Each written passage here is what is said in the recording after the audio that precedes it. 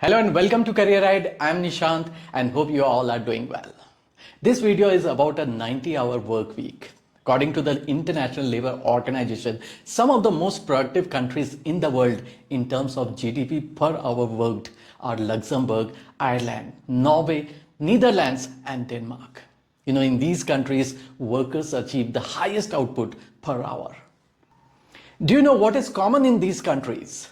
Their people are not made to work for more than 40 hours. And the best thing about these nations is that they also rank high on the quality of life and happiness index. And the countries that are low on the list are those that neglect enforcing maximum work hour laws. So people worldwide understand that more hours of work mean being overworked, stressed and tired, resulting in low productivity. They understand the value of quality over quantity in work hours, so they advocate for a work week of no more than 40 hours. Shouldn't we learn from them? And recently, the Australian government gave the legal right to disconnect millions of workers. Do you know what it means? It means that when you are on leave and your employer tries to connect with you, you can ignore their messages and calls. Also in Europe, the European law ensures the maximum working hours per week are 48 hours, including overtime. Are the lawmakers of these nations insane? Are they not developed nation? Now coming to India, a study reveals that the desire among employees to leave their job is 60% higher than the global average. In such a situation, can you expect quality work? Do you think increasing the number of work hours will solve the problem, or will it only worsen the problem? Long hours or a toxic work culture can take someone's life. And we have witnessed an example recently when a 26-year-old chartered accountant, Anna Sebastian, who was working with a member firm of Ernst & Young Global in Pune, passed away. On 20th July, Anna came home late and suddenly collapsed and died. And the postmortem report mentioned that she died of cardiac arrest.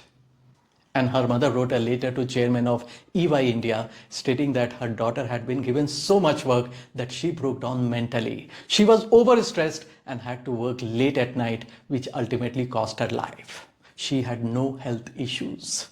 This raises a question for everyone. Are Indians overworked? Anna is not alone. There are many who are being tortured because of this toxic culture. And business leaders should advocate for the better environment. But it shocks everyone when the chairman of L&T, Mr. S.N. Subramaniam, advocates for a 90-hour work week. It is so painful to learn when he suggests that employees should spend more time at work rather than at home staring at their spouses.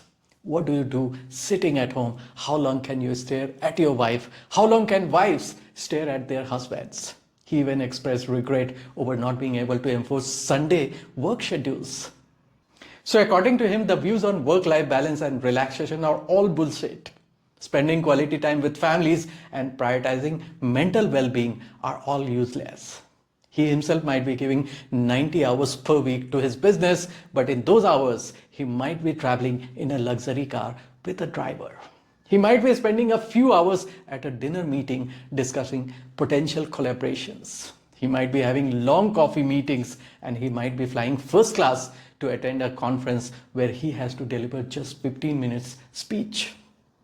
The chairman's 20 hours of work might also include power nap between flights. Do the employees have the same luxury? In fact, they are made to stay stuck to the desk debugging code at 2 a.m., crunching numbers in endless spreadsheets.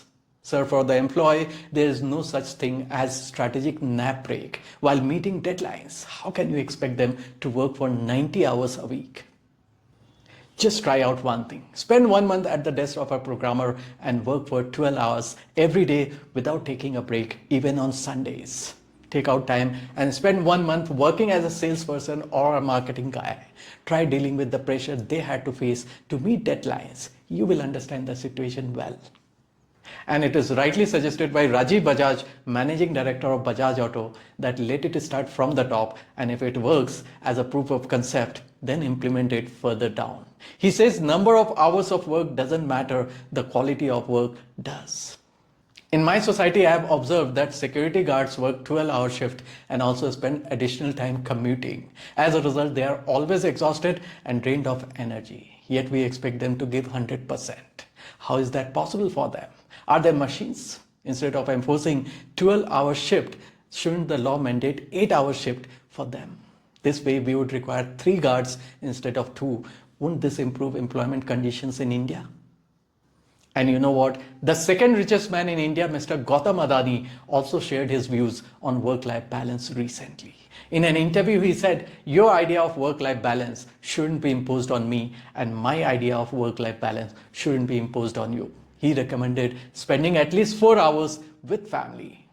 And Mr. Anand Mahindra also took a jab at L&T chairman's controversial suggestion. He says, "My wife is wonderful and I love staring at her." He says, "Don't ask me how many hours I work, ask me about the quality of my work."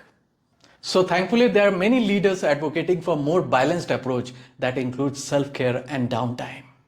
Yes, being dedicated and persistent is the key to achieving success, but not at the cost of sleep, health, and family.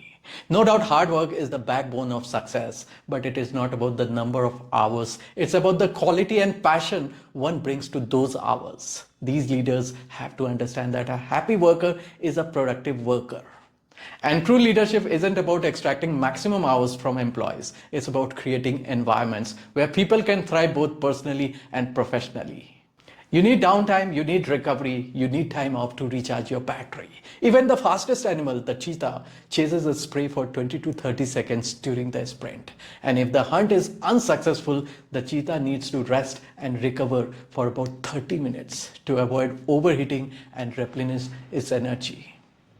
You know what? Hard work is a choice and so is ambition, and your choices have consequences. Not everyone aspires to high pressure roles. Many prefer a less demanding career for better work-life balance. So long hours should not be forced on anyone.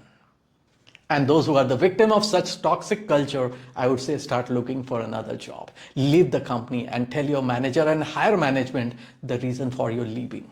But say no to working in the company that doesn't care for your well-being. If they don't care about you, you shouldn't care about them. Discuss with your manager what you are dealing with every day, and if there is no improvement, find your own way. Start looking for a new job, start your own company, or explore freelance opportunities. Thank you and see you next time.